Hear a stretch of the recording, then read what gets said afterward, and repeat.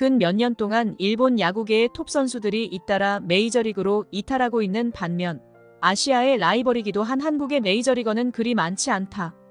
지난해 봄 WBC에서도 과거 한일전만큼 치열한 경쟁은 없었다. 한국 언론에서도 한국 야구의 수준 저하를 지적하는 목소리가 나오고 있다. 투수의 힘이 떨어져 타자도 속구 대응에 어려움을 겪고 있다.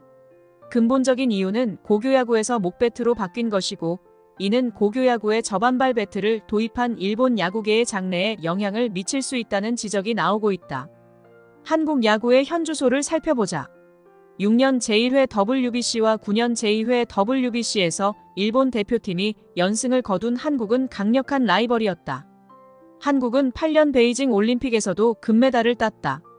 2000년대 초반 한국은 막강한 존재였다. 6월드컵에서 이치로는 한국의 일본을 이길 수 없다는 느낌으로 앞으로 30년을 이기고 싶다고 말해 파문을 일으켰다. 1라운드가 끝난 뒤 2차전에서 일본을 꺾은 한국 선수들도 마운드에 올라 국기를 들고 자축했다.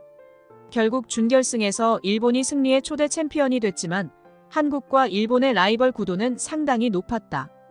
베이징 올림픽에서 한국은 1라운드와 준결승에서 모두 일본을 꺾었다. 일본은 메달을 놓쳤고 한국은 금메달을 땄다. 제2회 WBC는 일본과 한국의 치열한 접전이었다. 일본이 치른 9경기 중 5경기가 한국전이었다. 2라운드까지 2승 2패였다. 다섯 번째 맞대결이었던 결승전에서 일본은 연장 10회 초 이치로의 결승 안타로 2연패를 달성했다. 하지만 이후 추락하여 정상급 대표팀과 맞붙은 WBC에서 4승 13패로 격차를 확인했다고 말했다. 일본의 경우 고교생의 선수 수가 다르고 프로를 목표로 하지 않는 아이들도 일본 고교야구 전국대회이라는 큰 목표를 놓고 치열한 경쟁을 벌이고 있지.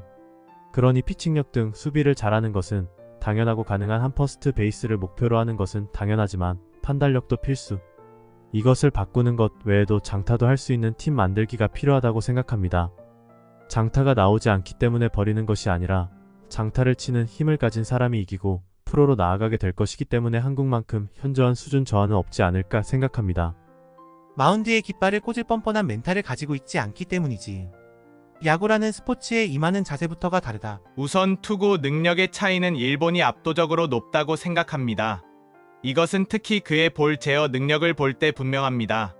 160km를 던지는 것도 스위퍼를 던질 수 있는 것도 아니지만 공을 컨트롤할 수 있는 능력이 없으면 의미가 없다. 그 다음에는 일본을 의식하지 말고 우리가 약하다는 것을 충분히 인정하고 처음부터 성실하게 임해야 한다고 생각합니다. 여담이지만 앞으로의 30년에 관한 이치로 씨의 발언이 현실이 되었다고 느낍니다. 2009년 WBC에서는 일본에 승리한 한국이 마운드에 국기를 꽂았다. 이런 광경은 이제 볼 수 없는 것인가? 이 기사의 사진에 대한 코멘트는 이 기사를 쓴 사람이 이런 장면은 이라고 썼습니다만 한국이 일본을 상대로 이긴다고 해도 그런 행동은 터무니없다고 생각하지 않습니까? 글을 쓰는 시점에서 기사를 쓴 사람은 스포츠에 대해 이야기해서는 안 됩니다. 당시에도 이 행위에 대한 비판의 목소리가 많았다. 만약 앞으로 이런 일이 일어난다면 분명 더 많은 비판에 노출될 것이고 이런 일이 반복되는 것은 바람직하지 않을 것이다.